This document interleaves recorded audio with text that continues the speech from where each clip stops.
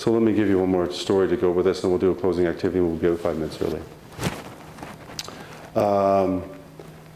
You're probably saying, well, okay, well, I got this person that I'm really resistant to. I can't stand them. They drive me nuts. They're my difficult person. Everybody has my difficult person. You got your difficult person? My difficult person. You got that person? Okay. And here's a quote to go with this. Difficult people, if you want to write this down, difficult people are not failed attempts. Difficult people are not failed attempts at being me. They are unique expressions of the human spirit. Difficult people are not failed attempts at being me. They are unique expressions of the human spirit and deserve to be loved. So there's books and stuff on this. There's workshops and books on this, and there's some stuff you can go to my website and download and check it out for sure. But I want to tell you one story, because the key to being going from resistance to someone to back to response to someone is a way of being. That's the key. So how do you change your way of being? Sometimes it can change with a thought. I want to tell you a story that illustrates the point. I have the great blessing of being I have the great blessing of being able to travel internationally with the work that I do. I've been to Northern Ireland, California, across Canada, the whole show, all these talks I do with folks like yourselves, unsung heroes, big-hearted people like yourselves. And I love traveling. I just thoroughly enjoy traveling. I love the free movies on the airplane. I love the departure level, the arrivals level, all the humanity coming together and going, you know, saying goodbye to kids and saying hello to kids, and just the confluence of humanity at airports really intrigues me. But there's one place that drives me a bit nuts. It's called the security check-in. And I don't know if you ever noticed, but whenever you're in a hurry to get to an appointment, you catch all the red lights. Well, I was on my way back from Ireland. I was in Belfast, Northern Ireland, doing some work with the troubles over there. And I was running late because I had some troubles with my rental car, so I was running late to get to the airport. So I was pushing the boundaries. And this, I got the security checkpoint gal of all security checkpoint gals, the cold molasses gal. You know, one of the grocery store that moves like cold molasses, and you're in a big hurry, and they're just saying, "Do you get everything you want, dear?" You know, really slow. Well, she was the slowest cold molasses. Of course, I'm in a big rush, so she's starting to drive me nuts immediately. So it's in Ireland, so she says, "Can I have your boarding pass, please?" So I give her my boarding pass, and she, you know, the bag goes slide through the X-ray machine, and you know how it sort of goes through, and you just hope it keeps on going.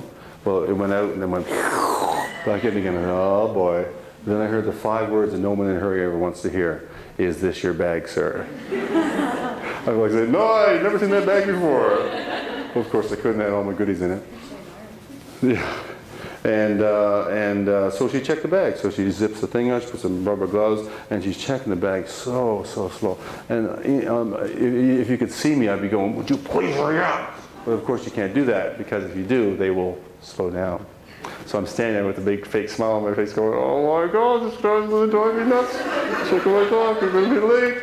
And I actually had a conference the next day. There's only one flight from Heathrow to Halifax. I had a conference the next day. It was my wife's association. So not only would I miss a conference, I'd be sleeping on the couch for a week. So the stakes are high, folks. The stakes are high.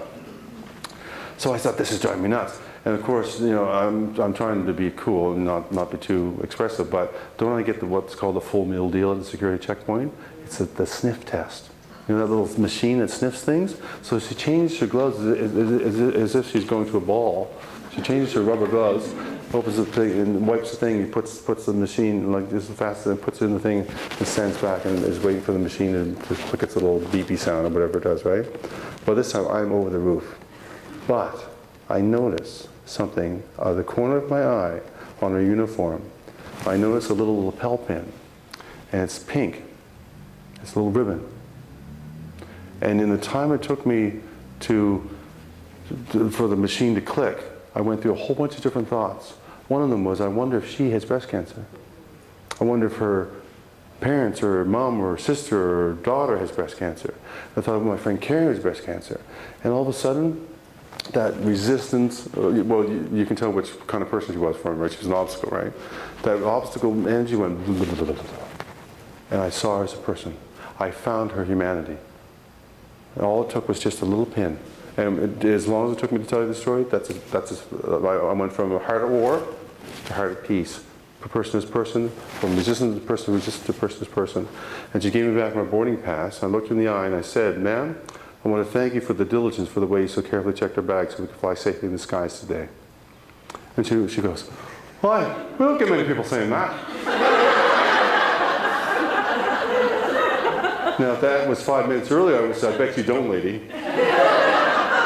But at that moment, I call it a sacred moment. At that sacred moment, there was a woman who experienced something that I knew about, and I saw her humanity, and my most difficult person on the planet that day was suddenly someone that I could appreciate. Because the truth is, folks, there's not one terrorist on the planet that's going to get past her screening.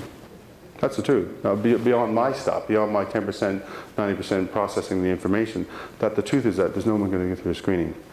I made my flight, I got home, did the conference, and now I have a story to tell about being, not just being a teacher of this stuff, being fallible with this stuff too.